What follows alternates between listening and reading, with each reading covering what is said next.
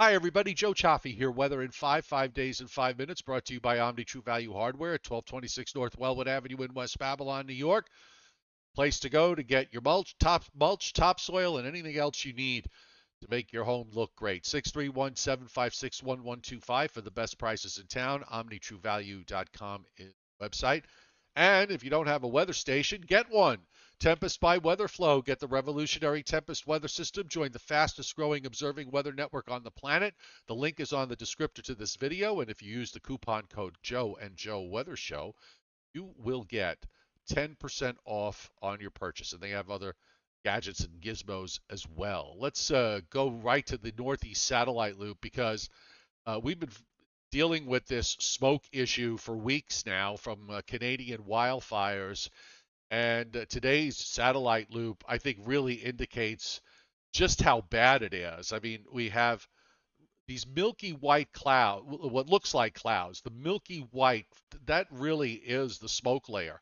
And it's coming in waves. We had a rather thick wave move through earlier, and it's then thinned out a little bit. Now there's another thick wave that's coming down from the northwest. Now, while all this is going on, the brighter white clouds that you see indicative of some scattered showers and thunderstorms that are popping up. We had one move through during this morning. You see that patch that's moved off Long Island and moving southeastward, and there's other scattered cells developing inland. So between now and the evening hours, there may be some scattered showers and thunderstorms around. It's a good chance that you might not see one because they are widely scattered. But you look on the upper right, and that is the storm that is off the coast of Nova Scotia, and it just continues to rotate around.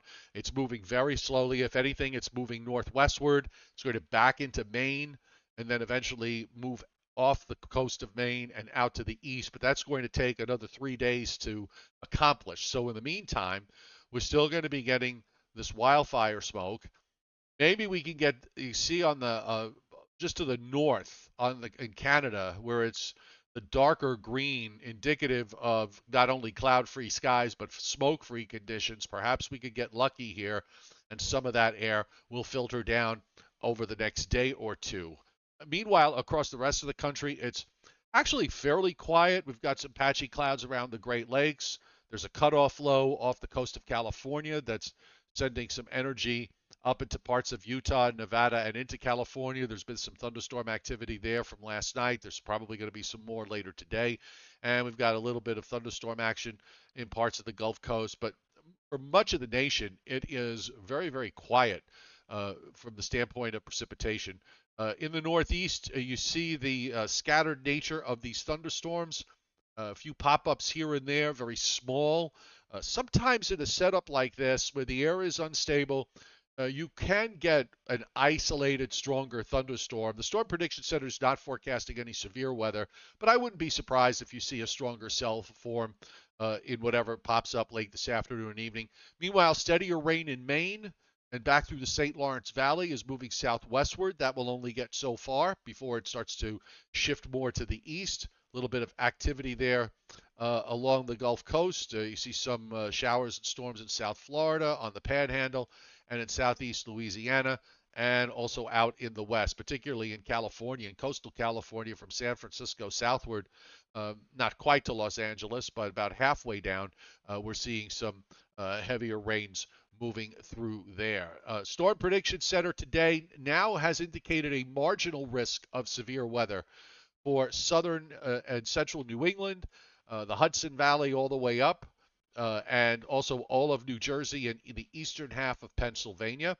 We have marginal risks in parts of North and South Carolina and eastern Georgia, small area in South Florida, in New Mexico and West Texas, and then in the west in California, northeastern California, across northern Nevada into Utah, southern Idaho, and southern Oregon. We could use some rain. And WPC, and this is going to be probably for Sunday night into Monday night, or maybe even into early Tuesday, where we could wind up with 3/4 of an inch to an inch and a half. And that's being indicated for Pennsylvania into New York State and parts of New England, but a general area of a half inch to an inch from Maine down to Georgia, west into the middle Mississippi Valley, and then northwest through the Central Plains. It really picks up in the northern Rockies, where we're seeing up to 2 and 3 inches of rain being indicated over the next week. So we do have a cold front that is moving through. Let me just show you real quick on the surface map at the moment, and you see it there. There's a little low that's analyzed in of southern Vermont.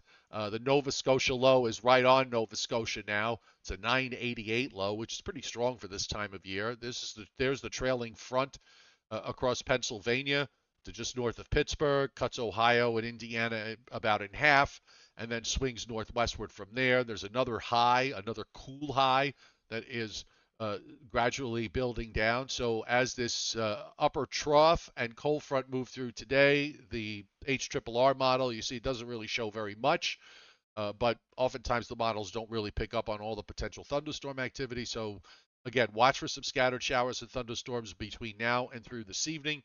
And then that moves out. You see the low on the upper right, the Nova Scotia low is just rotating around, and it's going to continue to just sit there. So that's going to keep temperatures below average here for a good portion of the next 5 days or so. I think we'll probably start to see things warm up a bit over the weekend, and particularly for Sunday, when we could see temperatures into the 80s for one day.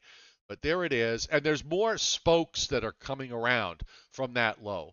So there's probably not going to be much in the way of anything tomorrow, but Thursday we could see some instability, scattered showers or a thunderstorm, and then maybe again on Friday until the last shortwave goes out, and then the whole system moves away to the east. We start to warm up on Saturday, so look for 70s the next couple of days, 60s in inland spots. We'll be in the upper 70s and maybe low 80s on Saturday, and I think we'll be well into the 80s on Sunday. Then here comes the cold front. We'll get some showers and storms Sunday night into Monday, and if there's a little wave on the front, we might get a little bit more later in the day, Monday night into Tuesday. As long as weather systems start moving along, there may be more chances for some rain down the road, but nothing that looks like it's going to cause any problems for eastern Pennsylvania to southern New England. We got the Joe and Joe Weather Show tonight, and that's at 7:35 p.m. Eastern Time. So do join us on my YouTube channel. We'll see you then.